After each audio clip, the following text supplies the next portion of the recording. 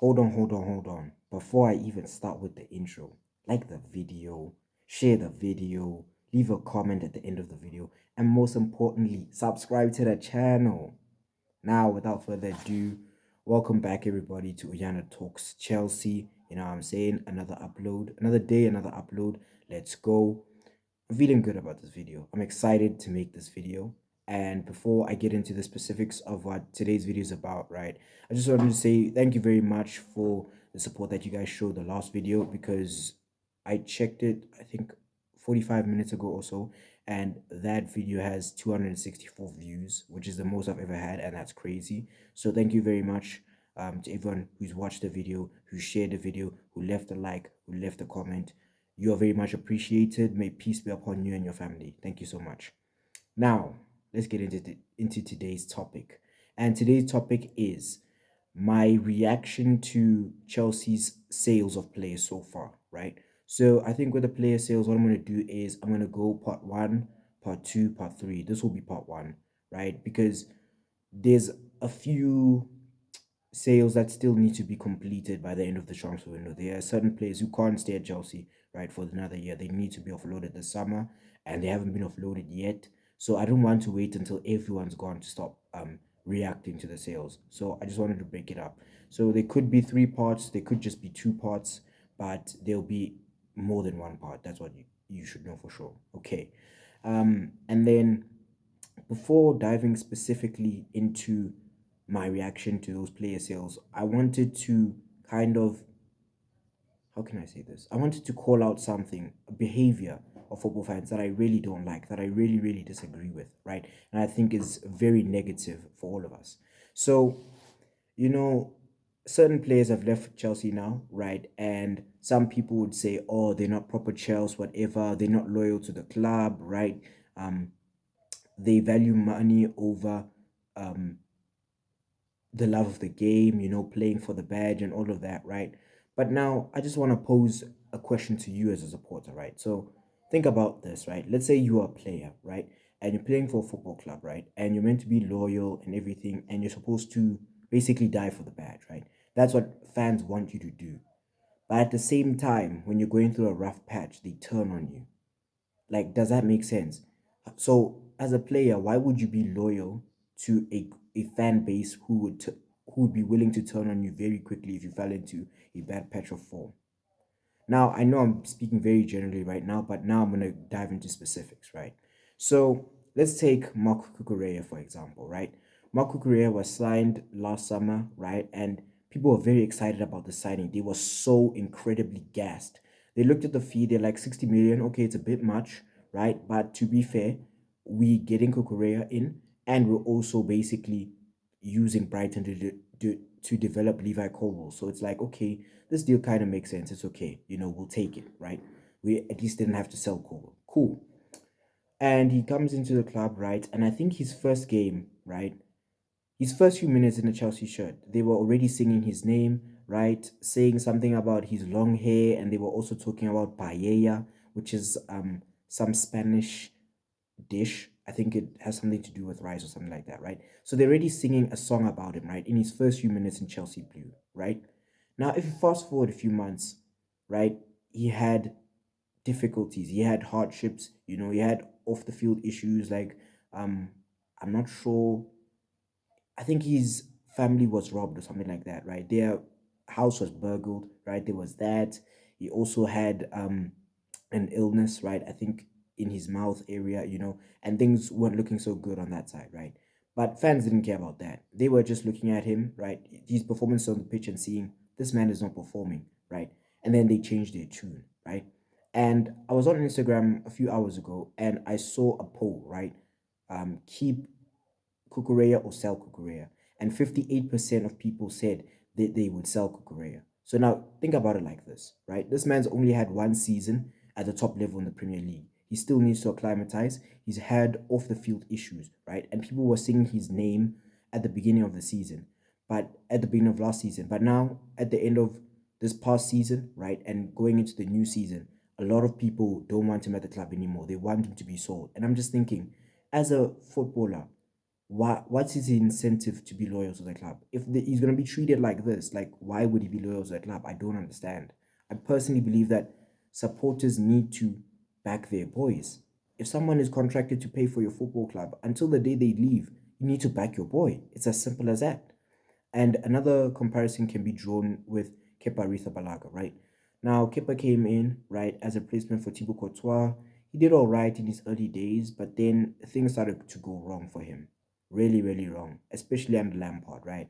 I think at some point he had the lowest save percentage in the whole league. And we could see that there was a problem there, right? So we got Edward Mendy, he replaced him, and then Kepa would play here and there. And what Kepa has managed to do is reclaim his space, his place as Chelsea number one, which I think is very, very commendable because he didn't give up. And not only did not give up, he didn't turn toxic, if that makes sense. He didn't resent the fans or anything like that. He didn't disrespect the club. He didn't disrespect the fans, right? He kept his head down and he kept working, even though people were slandering him week after week after week. All he did was say, you know what? I've lost my place. Let me get it back. And he worked very hard to get it back, right? So with those two examples, right, I'm just trying to show you two instances in which people expect utter loyalty to the football club, but they don't show utter loyalty to the players. And I think that's very, very wrong. How can you call yourself proper Chelsea if you don't back your boys? You understand what I'm saying? So the way I see it right now, right? Let's say somebody's making a valid critique of Kukurea or Aretha Balaga. I'll allow it. It's fine. It's cool. But if they're slandering them, right? It's a defamation of character thing. They're disrespecting them. Then that's where me and that person are gonna have a little fight. Obviously not physical, right? Just verbal and all of that, or a discussion about it slash argument. You know what I'm saying? Because I need to back my boy. As someone who considers himself proper Chelsea, I need to back my boy. I can't just sit by and watch whilst a player of mine is getting disrespected, let alone me disrespecting him on social media or something like that. So yeah, if we as Chelsea fans expect players to be proper Chelsea, we need to be proper Chelsea ourselves. Back these boys until the day their contract runs out at the football club. Then after that, they're on their own. Their new fans will support them, right? But whilst they're contracted, you need to back your boy. Okay, so now that's out of the way, right? I'd like to first of all show you guys how I plan my videos, right? So I write my ideas down in here, and then after that, I kind of get a mental picture of where I want to take the video, right? So I've made a few notes in this book, and in terms of the player sales that I want to react to, I want to begin with Kai Havertz to Arsenal for £65 million. Now with Kai Havertz, that's a good fee. I will not even lie. That is an amazing fee for Kai Havertz. I think we got him for around £71 million, right? And we're selling him for 65. And I think there's a potential for 2.5 million in add-ons, right? That's a very good deal. And the reason that I say it's a good deal, even though we're making a loss, is that Kai Havertz hasn't played to the level that Chelsea fans would have expected him to, or any football fan would have expected him to when he made the move from Bayer Leverkusen to Chelsea. Because I was hearing something like he's a young Cruyff or something like that, but that's not what he has showed. In his first season, he really, really struggled. He struggled immensely to get goals. He looked tired, He looked like he was really struggling to adjust to the league, right? But at the end of his first season, what does he do? He manages to how can I say this? He manages to pull off a good Champions League goal, and that Champions League goal won Chelsea the title, right? And after winning Chelsea the Champions League, what nickname did he get? King Kai. And after that goal, we're thinking, okay, this man has won us the Champions League, so he's already um contributed to repaying his fee. You know what I'm saying? He's already making the money spent on him worth it, right? And in his second season, we're thinking, okay, he's gonna just kick off from there. He's gonna go to immense heights now in terms of how he performs. Now, that didn't quite happen in his second season. And the reason I'm saying that is because there were times where he was playing very, very well. When there were injuries up front, there was no one else to play in the striker role. He he was called upon and he did a decent job, but what he failed to do was deliver good performances week in, week out. And that's what really let him down. Fast forward to the third season, he didn't really perform well. He had a few goals here and there. Again, very inconsistent. One week he'll be good, and then the next week is bad. One week is good, one week is bad. It's just like it was too up and down in the end. So 65 million for him is very, very good money. I don't feel any resentment towards him wanting to leave Chelsea to go to Arsenal. I think he's going to be earning like £330,000 a week now. That's good money. He helped us win the Champions League, gave an assist in the UEFA Super Cup, right, which we went on to win. He scored the winning penalty in the Club World Cup. I'm happy. I'm happy. He did his job at Chelsea, and good luck to him at Arsenal, but not too much luck, of course, because I don't want them winning nothing. Now, let's move on to Mason Mount to Man United for £55 million and a potential of £5 million in add-ons if United win the Champions League or the Premier League. Now, I have a problem with this transfer. I won't even lie, I have a problem. And I think the problem that I have is the fact that what was kind of portrayed of what Mason Mount was portrayed as was proper Chelsea. He's in it for the long haul, right? He wants to be a great at this football club and all of that. And it was looking good. He set up a goal in Champions League final. So he has a Champions League final assist. He has a Champions League trophy, a Super Cup trophy, a Club World Cup trophy. He's done this stuff at Chelsea, Player of the Year twice. And you're thinking to yourself, Mason Mount, he's the real deal, and he's gonna be a future Frank Lampard. You know what I'm saying? That's kind of what we were led to believe, but we come to find out that this man he had other plans in mind. You know what I'm saying? He wanted something else, because when you look at it, Chelsea offered him, I think, a contract worth £200,000 a week, and Man United offered him £250,000 a week, and a potential of 50,000, right, in bonuses depending on performance, right? And when you look at those two offers, it's like, okay, one club is offering you 50K more, but the other club is your dream club, it's your boyhood club, right? And you say you're proper Chelsea. So why not just stick with Chelsea? You know what I'm saying? And you're already a fan favorite. You're already one of those people who play a lot. So you don't even have to worry about getting game time as long as you perform well enough. So it's like, was Mason Mount proper Chelsea? Maybe not. Maybe he always had his eyes somewhere else, but we just didn't know that at the time. And I saw a video the other day of him and his dad, right? They were in the Man United dressing room. And his dad said something very profound. He said something along the lines of, "This is home now. We're finally home." And something like, remember all those years ago I brought you here when you were young, and just to think that you're here back again, something like that." And I was just thinking, wow. So these people have been eyeing Man United for a long while now. Even though he was at Chelsea since he was young, they've been eyeing Man United. And now Man United is a big club, right? Don't get me wrong. It's a very, very it's a very prestigious club, and you can see that they're going places, right? So it's not even just he went for the money and they don't have any type of project, but at the same time, it feels like he was a bit disloyal to Chelsea, but it is what it is. We move. For somebody who had 12 months left on his contract to get 55 million up front is crazy. So I'm very happy with that. Now, moving on to Mateo Kovacic to Manchester City for £25 million. And I think there's potential for £5 million in add ons.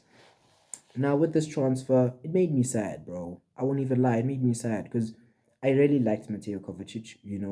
I think he embodied what I want a Chelsea player to be. You know what I'm saying? He was a warrior. In fact, no, he is a warrior. You know what I'm saying? Because he could get the ball, right? He could drive at players, help push the team forward, right? He could do that, right? With his immense dribbling skill. On top of that, he could see that we've lost the ball back, we've lost the ball, and then he would hunt the opposition player down and get the ball back for us.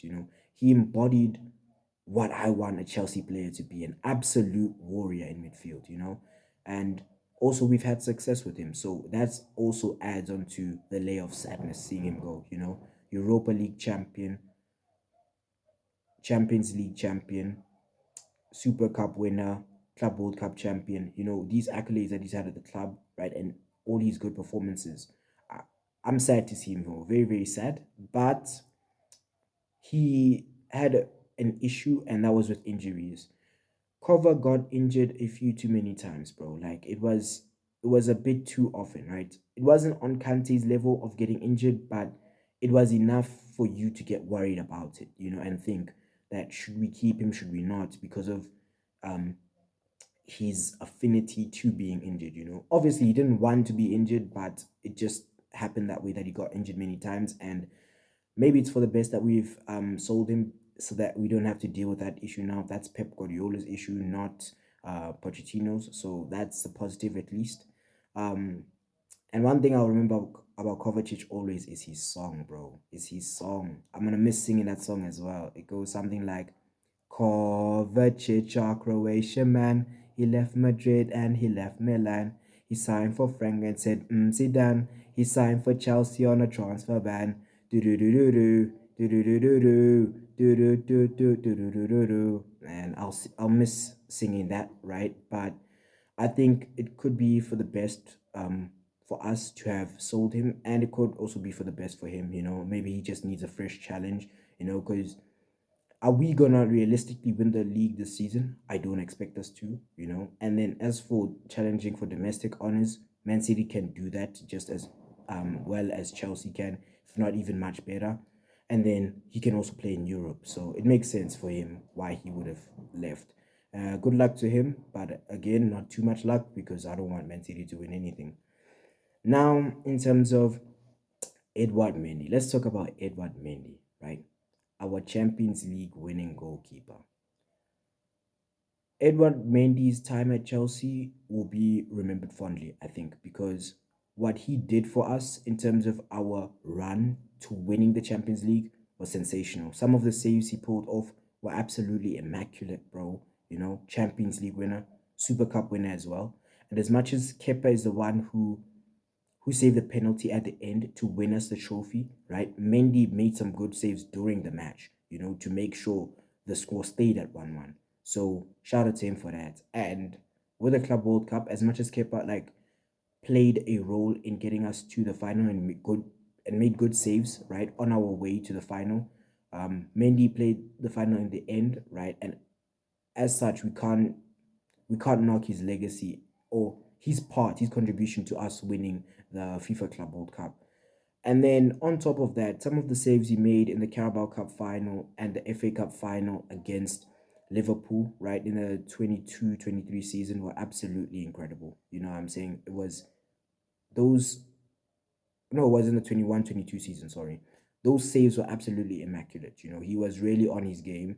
And I just want to say thank you to him for all of that. Thank you to him for all of the great performances he put in. It's just unfortunate that things didn't work out, because he's a sensational shot stopper, but just his lack of ability when it comes to playing out from the back was his Achilles heel. The fact that he couldn't play out from the back, that's what hurt him the most, bro. If he could stop shots how he stops them, and he could also play out from the back, I think that he could still be Chelsea number one. But because he couldn't play out from the back as well as Kepa could, he lost his position. Then he had a few injuries and all of that. And by the time he was better, Kepa was firmly the number one. He was in good form, playing well most of the time. So he was never going to reclaim that spot. And going to Saudi Arabia, right? Going to Al Ahly, it makes sense. It makes sense for him because he's gonna get the bag there. He's gonna secure his family's future. He can help out and contribute to the development of um his home country, Senegal, if he chooses to, because he will be at that level of wealth. So all in all, the move makes sense to him, and he'll be in an Islamic country as well, and he's a Muslim himself. Yeah, it just makes sense for him. So good luck to him. I wish him nothing but the best. May he win trophies in Saudi and be very, very happy. Now let's move on to Khalidou Koulibaly, right? To Al Hilal for around 17 million. Was it 17 million? I think it was 17 million. And Mendy, I think, is around 16 million to Al Ali. Now, with Koulibaly, things didn't work out, bro. It just didn't work out. He got the number 26 from John Terry before this past season started, right? And we're thinking, okay, can he run back John Terry-esque performances and all of that? But that did not happen. He started well against Everton. He had a good game. When I first saw him against Everton, I'm like, raw, this man can do something for us. But it just didn't work out, bro, because I feel like he was too impulsive when he was defending the Premier League, and that caught up to him over time. Because what would happen is a player would be attacking, right, and he would just dive into the tackle, right, and diving into a tackle is very bad because of the fact that what happens is one of two things will happen. Number one, your man just beats you easily, and then you put your team in a compromised position, right? Or number two, he doesn't beat you, but you foul him, you give away a free kick in a vulnerable area, and then from there the opposition can punish you. So that's where he went wrong, I think. And yeah, I was willing to give him another chance for sure, but it seemed like the higher ups were like, nah, we're not doing this, bro. We're not doing this. So he has to go. So it is what it is in the end. We move. Now, another player to leave Chelsea is Ruben Loftus-Cheek to AC Milan for £15 million. I will miss Ruben Loftus-Cheek a little bit because he is a very athletic player, right? His athleticism is unmatched, fam, right? He's strong and also he can dribble. He can dribble like Kovacic, bro. And they are top tier dribblers, the both of them, right? Now, he was looked at as a very exciting player and a future Chelsea starter, right? When he was younger, when he was still coming through the ranks. But and he did show that, especially under Maurizio Sarri, good performances under him. But then his career kind of just stalled due to him getting injured in that season under Sarri towards the end, then having loans to, I think he was on loan to Fulham one season, and then Crystal Palace, and then he came back to Chelsea, and he never really lit it up. He had some good performances here and there, right, at right back, right. I think he played centre back one game, but predominantly in the midfield. But at the same time, it wasn't to the level that we expect, and it wasn't to the level that Chelsea need. So hopefully for him going to AC Milan, it'll be a fresh start, a league where he'll have more time and space, and hopefully a league where he can really impose himself with his athleticism and strength. So good luck to him. I wish him nothing but the best. May he win trophies there and be very, very happy, learn a new language, get accustomed to a new culture and everything there. So good luck, Ruben. Now moving on to N'Golo Kante. N'Golo Kante, one of the greatest Chelsea midfielders that we've ever had. N'Golo Kante, I'ma miss him. I will definitely, definitely miss him, right? Because he was such a great player, bro. And he gave everything for the badge, bro. He was such a kind guy as well. Like nobody nobody dislikes Kante. No one hates Kante. If you dislike him, you just dislike him to be different in it. You don't really dislike him deep down at heart. There's no way. Um, very, very special player. Two-time Premier League champion, once with Leicester, once with us. Won the 2018 FA Cup. Um, he won 2019 Europa League, 2021 Champions League, 2021 Super Cup, 2022 Club World Cup. The only thing he didn't win at Chelsea, he won it all at Chelsea, except for the Carabao Cup, bro. And we could have won it in the 21-22 season if we had better finishing. Liverpool had bad finishing in the final. Chelsea did too. And I think if we had better finishing, we could have gotten one goal, two goals, bro. We would have won that. And Kante would have won it all with the football club. You know what I'm saying, bro? And that would have been very special. But it is what it is. It's not too serious. And whilst he was at Chelsea, he won the World Cup as well with France. So I'm sure that was very, very special for him. Kante will go down as proper Chelsea. He's one of those guys that you look at and you're like, yeah, he's proper Chelsea. He is for real. Like, he is so loyal. And it's sad to see that in recent years he got injured so many times because he's such a bright spark, bro. You could see the difference when Kante is playing and when he's not playing, bro. So I'm gonna miss him. But I think him going to Al Ittihad on a free transfer is good for him. He's gonna make good money, and he's gonna get that generational wealth for his family. So I think all in all, it's a good move for him. It's slightly fortunate in a way for us that he is going because now we don't have to worry so much about one of our midfielders getting injured all the time. You know, it's he was a very, very big earner at Chelsea, so we're saving money on the wage bill. So all in all, it's good. It's good. Now into the last player that will be discussed in this part, right, of the series in terms of player sales. Cesar Azpilicueta, right? Now people say it's Azpilicueta. No, it's not, fam. Z in Spanish is pronounced TH, so it's Azpilicueta. Anyway, this man is truly special. He's truly special, and another one of those guys that you look at and you say, this man is proper Chelsea, bro. 500 appearances for Chelsea, 17 goals, 56 assists, and the honors that he's won, they're quite they're quite numerous, and they're good honors. He won the 2013 Europa League, the 2015 Premier League, 2017 Premier League, 2015 Carabao Cup, 2018 FA Cup, 2019 Europa League, 2021 Champions League, 2021 Super Cup, 2022 Club World Cup. This man has won it all with Chelsea. He's the first player in Chelsea history to win it all with the club. And that deserves a standing ovation. That deserves standing ovation, bro. He was truly loyal to the team. And in my opinion, he stayed longer than he should have. Maybe he should have left a season or two ago because you could see that he was declining, right? And I'm sure he could also feel it, but he stayed loyal to the football club. He didn't decide to drop down to a lower level, right? Until now. And the league is not much lower than the Premier League. They're very, very close. So he's still gonna be playing at a high level. He's gonna go back to he's gonna have the opportunity to go back home to Spain, be reunited with some of his family from there. And all in all, he's had a sparkling career at Chelsea. And I saw a video that he recorded, right, where he was crying, bro. Talking about his departure from Chelsea and everything like that. 11 years at the football club. He arrived in August 2012. He's leaving now in July 2023.